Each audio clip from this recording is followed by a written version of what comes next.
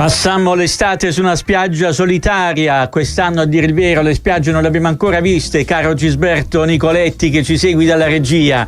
Buongiorno Taranto, buongiorno da Enzo Ferrari. Venerdì 10 luglio andiamo a chiudere la settimana con questo nostro appuntamento mattutino.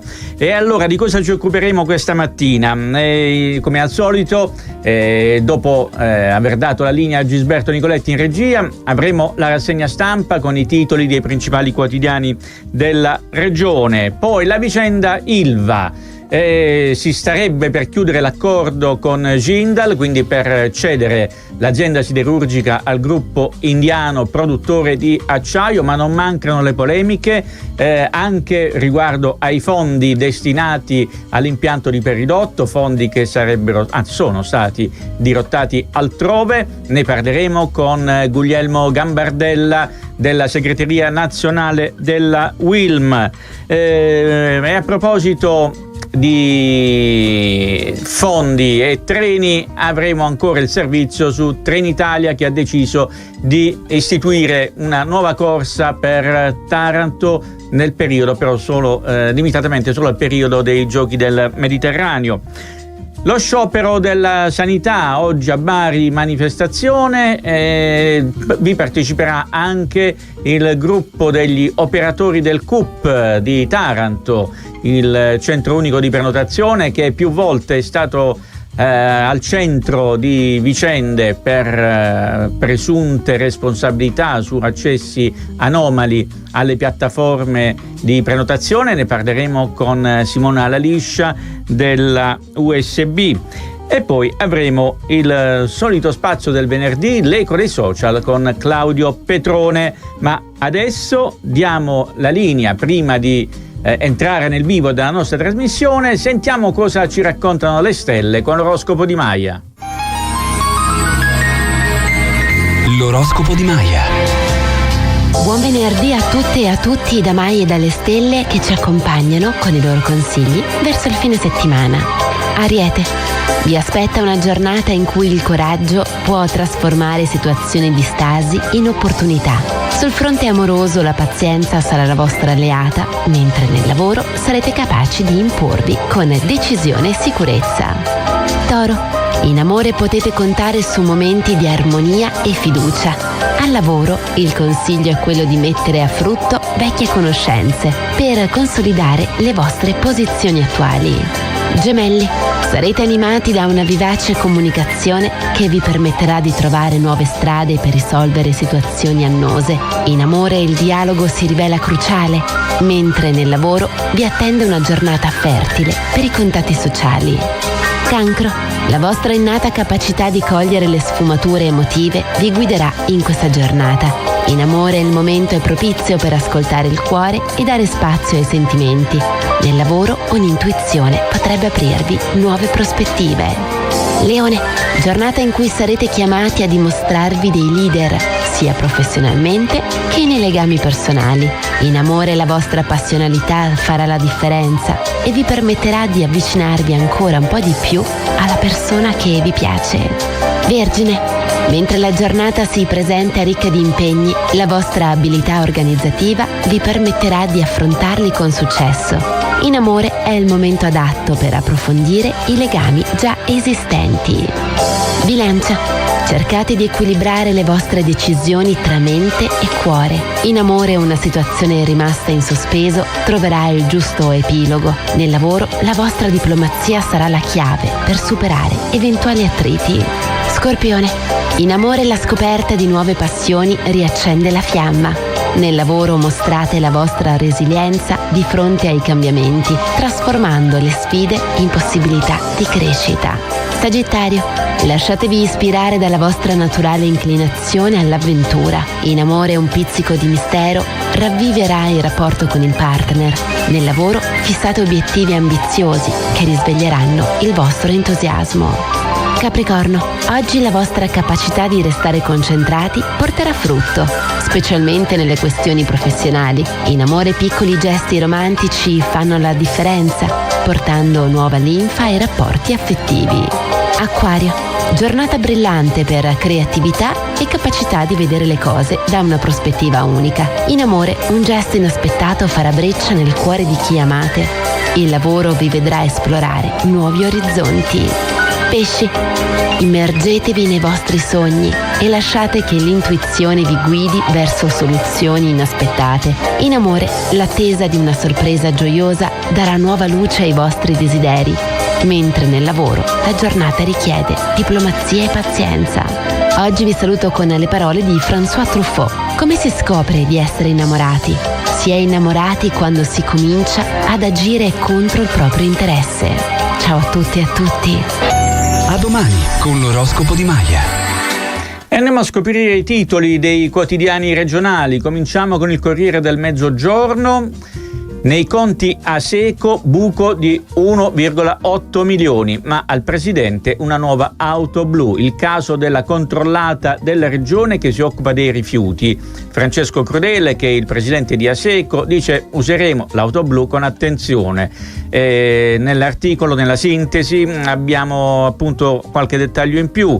Il passivo, appunto, l'Aseco ha chiuso il bilancio 2025 con un passivo di 1.800.000 euro, un risultato, secondo il presidente Crudele, determinato da una performance tecnica. Il primo 2026, dice sempre il presidente, è inutile. Nonostante le direttive del capo di gabinetto, la stessa Aseco però metterà a disposizione di Crudele un'auto blu di servizio. Ma qui tutto è trasparente, dice ancora il presidente, useremo il mezzo con rigore. Il comune chiede gli atti sul Bari, la vicenda della società di calcio De Laurentiis pronto a ripianare il debito per allontanare lo spettro della bancarotta, bocciato al TAR il ricorso contro il club e la concessione dello stadio torna in bilico, quindi anche a Bari problemi legati al calcio, alla gestione dello stadio e all'impresa di rimettere in piedi una squadra degna di questo nome. Ma in prima pagina sul Corriere del Mezzogiorno anche la vicenda Ilva, il 28 vertice a Palazzo Chigi, finalmente c'è stata la convocazione delle organizzazioni sindacali, sforbiciata ai fondi e accordo con Jindal, segnali dal governo. Palazzo Chigi ha convocato per il 28 luglio un incontro con 3 ministri, sindacati e commissari straordinari di Acciaierie d'Italia sul futuro dell'ex Ilva di Taranto. Al centro del tavolo il taglio a 726 milioni del miliardo inizialmente stanziato per il peridotto e le voci sulla cessione a Jindal. E poi, come avevamo anticipato, linea ferroviaria Taranto-Roma nel periodo dei giochi, sì a 2 Frecciarossa in più. E poi a chiudere la pagina del Corriere del Mezzogiorno, la prima pagina del Corriere del Mezzogiorno, una notizia di cronaca per un episodio che risale a quasi mezzo secolo fa. Fu il solo Piccolo a uccidere Petrone. A 49 anni dal delitto del giovane comunista cadono gli addebiti su altri 6 indagati. Benedetto Petrone, militante comunista, fu ucciso la sera del 28 novembre 1977 da un militante di Ordine Nuovo. Passiamo adesso a Repubblica Bari. Anche Repubblica apre sulle vicende del Bari Calcio. Lo stadio San Nicola resta ai De Laurentiis, il TAR di Bari respinge la richiesta della Lucente. E poi ancora, anche qui su Repubblica Bari, la vicenda giudiziaria legata all'omicidio di Benedetto Petrone, nuova archiviazione per l'omicidio di 49 anni fa, reati prescritti per 5 indagati. Il processo ad Alessandro Deli Noci, l'ex assessore, favori a imprenditori in cambio di voti, l'ex assessore Deli Noci in aula per dire la sua verità. E ancora, anche su Repubblica, Frecciarossa Taranto-Roma, le corse quotidiane diventano 2, ma solo per i giochi del Mediterraneo. Uccisero uno degli assassini del brigadiere Le Grottaglie, chiesta l'archiviazione per 2 poliziotti. Ricorderete il grave fatto di sangue. Il rapinatore Michele Mastropierro fu colpito in un conflitto a fuoco con gli agenti intervenuti dopo la morte del carabiniere Francavilla Fontana. L'inseguimento si concluse in una masseria a Grottaglie. mentre il complice del rapinatore, Camillo Giannattasio, fu bloccato e arrestato. Linea a Gisberto Nicoletti, poi torneremo con la seconda parte della rassegna stampa. E andiamo a leggere la prima pagina della Gazzetta del Mezzogiorno di questa mattina, venerdì 10 luglio. L'apertura è su Bari. Bari si cambia. Leccese, il sindaco di Bari, bilancio dei 2 anni da sindaco, dice Vito Leccese, sono fiero di pensare ai più deboli, ora sogno una città da serie A. Per la cronaca, Petrone, Benedetto Petrone, dopo 48 anni archiviate l'indagine bis, quindi anche la Gazzetta ovviamente dà ampio spazio a questa vicenda giudiziaria che si trascina da quasi 50 anni. E statale 100, ecco un'altra notizia importante per quanto riguarda la sicurezza stradale. Gisberto, dobbiamo ancora svegliarci un po' stamattina. E allora, dicevamo la statale 100, per quanto riguarda la sicurezza stradale, via agli espropri per realizzare le 4 corsie che dovrebbero garantire più sicurezza. Purtroppo c'è l'intesa con la regione, dicevamo purtroppo quel tratto di strada, soprattutto all'altezza di Mottola San Basilio, è stata teatro di diversi incidenti mortali. Futuro dell'ex Ilva, il governo convoca sindacati e commissari, i nodi dell'acciaio, mentre è polemica sui fondi per il pre-ridotto e il vertice a Palazzo Chigi il 28 luglio. Altra cosa importante, ecco lo 007 lucano che aiutava i russi, 59enne preso per spionaggio, espulsi 2 diplomatici di Mosca. Ricordate l'alluvione del 2013 a Ginosa? E allora? Ci sono state 6 condanne e 21 assoluzioni, ci furono 4 morti e ci sono ancora altre indagini sulla regione. Il Tribunale di Taranto ha chiesto di approfondire le possibili responsabilità di un ufficio della regione. Passiamo all'edicola, che apre con l'Ilva, ex Ilva vicini a chiudere con Jindal, quindi le voci di un accordo ormai giunto quasi alla conclusione con gli indiani di Jindal, anche se ricordiamo, lo abbiamo detto anche ieri nei nostri spazi di informazione, ci sono delle voci dissonanti, perché ad esempio Federmeccanica con il presidente Bettini ha detto sarebbe davvero una sciagura dare lo stabilimento, dare comunque l'azienda siderurgica ad un gruppo straniero. Poi c'è il calcio sull'edicola, il Bari presenta direttore generale e mister, San Nicola il bando è salvo. E ancora, per quanto riguarda ancora l'Ilva, ad un passo dalla cessione, abbiamo già detto. E poi altra cosa interessante, ovviamente riguarda le vicende nazionali, parla Giletti, la Vitola mai a cena con lui. E questo è il caso di Ranucci, che coinvolge Ranucci, o meglio sono gli sviluppi dell'indagine sull'attentato a Ranucci, a Sigfrido Ranucci, il giornalista conduttore di Report. E come sappiamo la Vitola, il faccendiere La Vitola, è considerato a quanto pare il mandante dell'attentato, però ne parleremo nell'eco dei social di questa vicenda. Andiamo a vedere invece il Quotidiano, che apre con l'Ilva, vertice dopo il pressing, alt degli imprenditori a Jindal, lo dicevamo proprio poco fa, tavola a Roma il 28 con i sindacati, i dubbi di Federmeccanica sugli indiani, l'incontro sull'ex Ilva a Palazzo Chigi è stato convocato per il 28 luglio, a 24 ore dal pressing dei vertici metalmeccanici che, ricordiamo, CGIL, CISL e UIL avevano minacciato una autoconvocazione se non ci fosse stata la convocazione da Palazzo Chigi entro il 15 luglio. Il governo risponde e chiama tutte le sigle sindacali, intanto da Federmeccanica stoccate contro la cessione a Jindal sarebbe devastante. 10 Canadair usati in 15 giorni, regione l'appello, un aereo qui per il pericolo incendi. Emergenza sanità, siglato l'accordo, pronti 24 milioni per il servizio 118. Ancora l'alluvione di Ginosa che causò 4 morti, autorità di bacino, condannati 6 dirigenti, pene fino a 18 mesi, la regione e gli atti alla procura. Un Frecciarossa in più per i giochi, ma De Caro dice questo Frecciarossa resti sempre qui a Taranto dopo le polemiche delle ultime settimane. Bene, linea a Gisberto Nicoletti, poi torneremo con i primi servizi di oggi.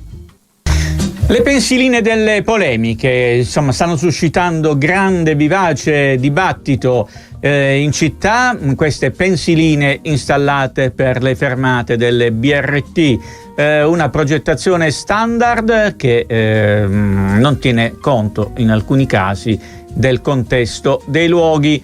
Ne abbiamo parlato nel nostro telegiornale di ieri, allora riascoltiamo, rivediamo il servizio su queste pensiline, perché ci sono almeno due casi abbastanza eclatanti. Li abbiamo trattati con una vena polemica e un pizzico di ironia. Eccola qui la pensilina delle polemiche, la pensilina della fermata BRT, già di per sé molto invasiva, molto impattante, che peraltro ha finito per oscurare la pensilina Liberty, la pensilina storica. E viene da chiedersi se chi ha pensato questa roba qui sia mai stato in questo angolo di Taranto e della città vecchia, se ne conosca la storia, se ne percepisca l'anima, oppure se dobbiamo pensare che i progetti siano stati fatti solo sulla carta senza conoscere luoghi e storia. E viene persino il dubbio che chi ha pensato questa roba qui non abbia più la capacità, abbia smarrito la capacità persino di emozionarsi davanti alla bellezza di questo angolo del Mar Piccolo, oggi occultato e oscurato da questa pensilina. Eppure i tecnici che si sono impegnati in quest'opera avrebbero dovuto almeno sapere che la pensilina Liberty, insieme all'ultimo tratto del fronte sul mare, è parte di un progetto di riqualificazione da 6 milioni di euro, un progetto inserito nel contratto istituzionale di sviluppo che ora rischia di essere penalizzato dal pugno nell'occhio rappresentato da questa fermata BRT. Ma la grande assente in questa vicenda sembra essere la Soprintendenza per l'Archeologia, le Belle Arti e il Paesaggio. Non ha visto o ha lasciato passare. Ma questa non è l'unica perla che ci è stata regalata, perché ce n'è un'altra ancora più incredibile da tutt'altra parte della città. Andiamo a vedere. Ed eccola l'altra perla. Qui siamo in Viale Trentino e qui si raggiungono delle vette stratosferiche di arte e architettura surrealista, perché una pensilina sotto un balcone non si era mai vista. Ma forse voleva essere soltanto un sentito omaggio a chi sarebbe stato felice di avere una pensilina sotto il balcone di casa.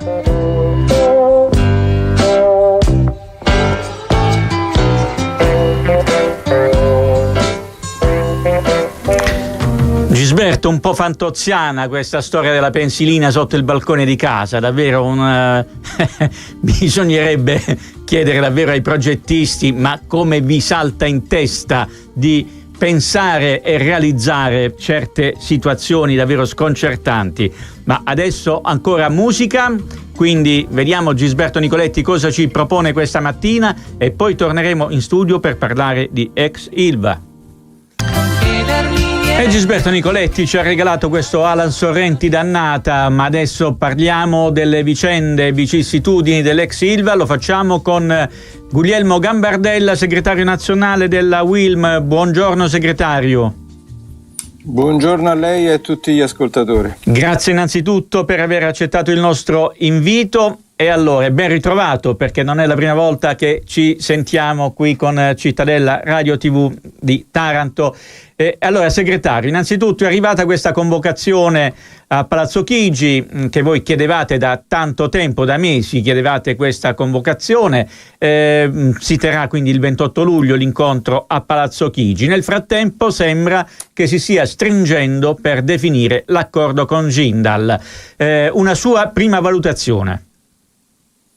Sì, no, innanzitutto faccio una battuta, anche se la situazione non è drammatica di più. Spero che la convocazione sia arrivata perché il governo finalmente abbia assunto una decisione, che è quello che è mancata in questi anni. Quindi non che ci convochi semplicemente per darci un aggiornamento sullo stato dell'arte della possibile trattativa con quello che sembrerebbe al momento l'ultimo dei potenziali investitori dopo una lunga serie, e quindi finalmente che il governo abbia assunto una decisione, anche perché è costretta ad adottarla.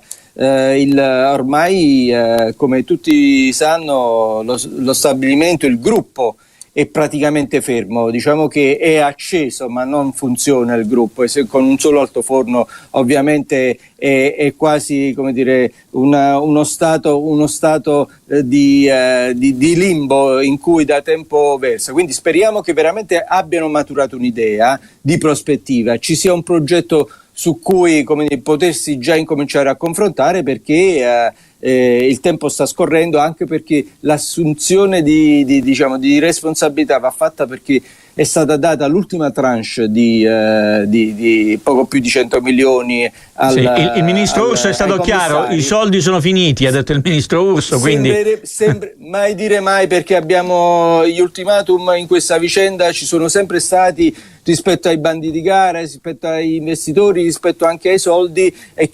Una cosa certa, con quelli che ci sono si arriverà all'autunno, quindi una decisione bisognerà assumerla. Quindi ripeto, noi leggiamo tante cose dai giornali rispetto a questa trattativa, sicuramente le trattative sono in corso, che però poi si possano concretizzare lo verificheremo, ecco, io me lo auguro. Federmeccanica col presidente Bettini ha definito devastante l'ipotesi di una cessione a Jindal. Come commentiamo queste affermazioni così drastiche di Federmeccanica? No, rimango perplesso perché purtroppo in questi anni, anzi da quando è iniziata la vicenda Ilva, tutti quanti, come dire, i soggetti industriali, quelli che avevano responsabilità, hanno solo espresso dei pareri, delle considerazioni. Il presidente Federmeccanica è una persona che ovviamente sa svolgere il proprio ruolo, e lo ha svolto bene anche in particolare quando abbiamo rinnovato il contratto nazionale. No, gli vorrei semplicemente dire, Presidente, se, come dire, c'è un possibile pericolo con Jindal, perché gli imprenditori italiani è la domanda che ci facciamo tutti, perché le cordate italiane si sono tenute ben lontane dalla possibilità di acquisire l'ex Ilva. Questo è un fatto per cui, ecco, abbiamo sempre, anche se negli annunci delle trattative che ci sono state, non c'è stato mai un nome di un italiano, di un soggetto italiano, e quindi criticare ci può anche stare, però poi bisogna, come dire, mettersi in gioco, ecco, prima di criticare. Segretario Gambardella, ma lei ci crede nella possibilità che lo stabilimento di Taranto, ma tutto il gruppo, possa essere rilanciato? No, non è una questione di crederci oppure no, c'è una responsabilità da assumere, se le istituzioni, se un governo che deve rispondere alle necessità dei cittadini, del benessere delle comunità, deve assumere delle decisioni, bisogna assumerla, non c'è un'alternativa valida come il rilancio dell'industria a Taranto, poi ovviamente ecocompatibile, sicuro e così via, ma trovare 15.000 posti di lavoro che siano poi dei buoni posti di lavoro in breve tempo non è possibile. C'è una grande opportunità, c'è un tessuto industriale che basta solo rilanciarlo con dei finanziamenti, con un progetto innovativo, e quindi io dico, perché non farlo, e quindi perché non crederci. Poi se prevale l'irresponsabilità e la scarsa politica, allora ci possiamo aspettare. A proposito di progetti innovativi, c'è un'altra polemica sui fondi venuti meno per il preridotto. Cosa possiamo dire su questo? Farebbe venire meno l'idea, no, di uno stabilimento innovativo rispetto al passato. Sì, premesso che sicuramente quei soldi, che poi inizialmente erano 1 miliardo, poi sono scesi a 800, poi 700, adesso non se ne conosce addirittura neanche l'effettiva, diciamo, consistenza. Credo che faccia parte di questa discussione, ma che non sia così determinante, nel senso che sapete bene che le quantità economiche da mettere in gioco per un vero rilancio sono tantissime. Poi sono state smentite dal ministro queste voci per cui siano scomparse e che invece siano ancora in dotazione della decarbonizzazione. Prendo atto della sua dichiarazione. Se fossero state strappate via per altre cose, questo sarebbe un ulteriore danno, ecco, a rafforzare una prospettiva. Grazie Guglielmo Gambardella, avremo modo di risentirci ancora. Intanto appunto la ringraziamo per questo suo intervento, buona giornata E adesso... Grazie a voi e grazie agli ascoltatori, buona giornata. E adesso linea a Gisberto Nicoletti.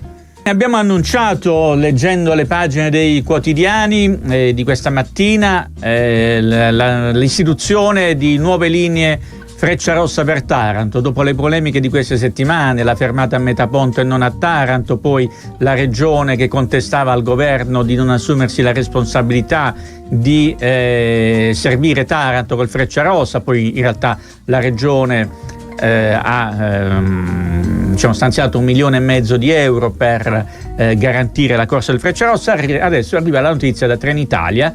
Ci saranno nuove corse per Taranto e da Taranto, ma solo in occasione dei Giochi del Mediterraneo. Sentiamo i dettagli in questo servizio. Per i giorni 13, 14, 21, 22, 23, 28, 29 e 30 agosto e 4, 5 e 6 settembre verranno introdotti 2 nuovi collegamenti tra Taranto e la capitale con fermate intermedie a Bari, Barletta e Foggia.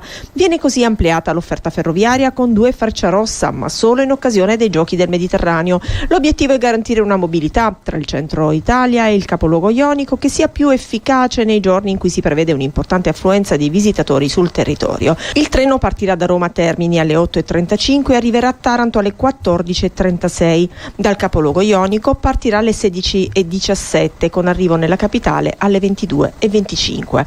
Trenitalia, per quel che concerne i collegamenti da e per la Puglia, ricorda che sono previste 38 frecce e 4 servizi Freccia Link per un totale di oltre 15.000 posti disponibili, assicurando connessioni dirette verso Bari, Lecce, Foggia e Taranto dalle principali città italiane, tra cui Milano, Torino, Venezia, Bologna, Roma e Napoli. Al netto delle comunicazioni di Trenitalia, doveroso però ricordare che proprio il Frecciarossa è stato di recente oggetto di molti malumori e polemiche per via del fatto che il servizio di punta di Trenitalia rischiava di fermarsi a Metaponto per la mancanza di copertura finanziaria, isolando di fatto ancora una volta la città dei due mari. L'allarme è al momento rientrato per la messa a disposizione di 1,5 milioni di euro da parte della regione, risorse che hanno permesso di assicurare questo collegamento. E allora, quindi, almeno per i Giochi del Mediterraneo avremo qualche collegamento in più. Resta il fatto che comunque, al di là della manifestazione sportiva di questo grande evento internazionale, Taranto ha serie difficoltà di collegamento con il resto d'Italia e su questo bisognerebbe lavorare molto a livello politico per incidere sulle scelte che vengono fatte a livello centrale rispetto appunto all'isolamento nel quale vive il capoluogo ionico. Bene, adesso restituiamo la linea alla regia, Gisberto Nicoletti, e poi ci ritroviamo in studio a parlare dello sciopero della sanità. Oggi la manifestazione a Bari e ci saranno anche gli operatori del CUP di Taranto. Bene, riprendiamo la linea dallo studio. Gisberto, per una frittura di Paranza non ci dispiacerebbe, dobbiamo dire. E allora parliamo di cose serie invece. Sciopero della sanità, oggi manifestazione a Bari e ne parliamo con Simona Laliscia della USB, perché a questa manifestazione di Bari partecipano anche gli operatori del CUP di Taranto. Buongiorno Simona Laliscia. Buongiorno a tutte e tutti, buongiorno direttore. E allora, perché questo sciopero innanzitutto? Allora, uno sciopero generale indetto dall'Unione Sindacale di Base per via comunque dell'aumento della tassazione IRPEF da parte della Regione Puglia per poter sanare quello che è il debito nella sanità. Un ulteriore attacco alle pensioni, ai salari delle lavoratrici e dei lavoratori per sopperire a quelli che sono anni comunque di cattiva gestione a livello regionale appunto della sanità. Ecco, dove protesterete stamattina? Dove farete la manifestazione? A Bari? Esattamente dove? A Bari saremo in Piazza della Libertà, partiamo da Taranto con una delegazione di lavoratrici e lavoratori sanità service, ci sono anche i colleghi del CUP di Taranto, già comunque penalizzati all'interno del sistema della Regione Puglia perché rispetto ai loro colleghi hanno comunque un inquadramento inferiore nonostante la parità delle mansioni, quindi andrebbero ancora ulteriormente ad intaccare le casse di questi lavoratori. Una discriminazione che va avanti da tempo e che oggi andremo appunto a sottolineare nuovamente alla Regione Puglia. Simona, il CUP in questi mesi è stato al centro di vicende ancora tutte da definire, da chiarire. Qual è adesso l'atmosfera tra i lavoratori del CUP, tra gli operatori del CUP?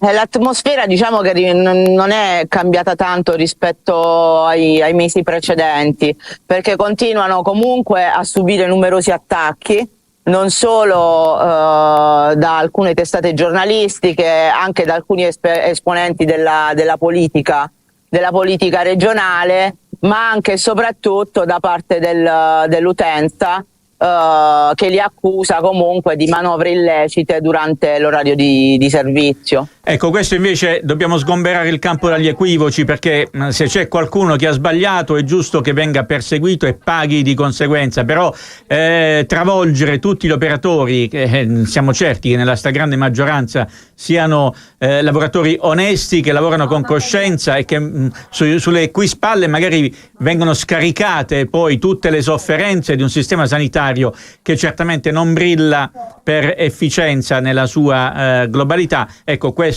è una tendenza che va sicuramente combattuta, e quindi rivolgiamo un appello agli utenti: non scarichiamo le nostre frustrazioni su questi poveri operatori del CUP. Simona La Liscia, quindi avremo modo di aggiornarci sull'evoluzione di questa mattinata, sullo sciopero e sulla manifestazione che farete a Bari, ma avete in programma incontri istituzionali dopo la manifestazione? Tenteremo comunque di avere un incontro. Noi abbiamo fatto più volte richiesta al Presidente della Regione, siamo stati convocati qualche settimana fa dall'assessore alla sanità, che ci ha garantito che comunque avrebbe fatto le dovute verifiche per comprendere quella che è la situazione soprattutto dei lavoratori del CUP di Taranto, ma abbiamo attenzionato un po' quelle che sono tutte le criticità all'interno delle sanità service, non solo di Taranto, ma anche a livello regionale. Una cosa importante che ribadiamo, sottolineiamo e abbiamo sempre detto è avere una gestione unica e lineare di tutte le sanità service regionali, perché comunque vengono gestite in maniera differente a seconda della provincia. Sì. Va bene, grazie Simona La Liscia. Grazie a voi e buona giornata. Ci aggiorniamo più tardi, grazie. Grazie. Adesso restituiamo ancora la linea al nostro Gisberto Nicoletti in regia.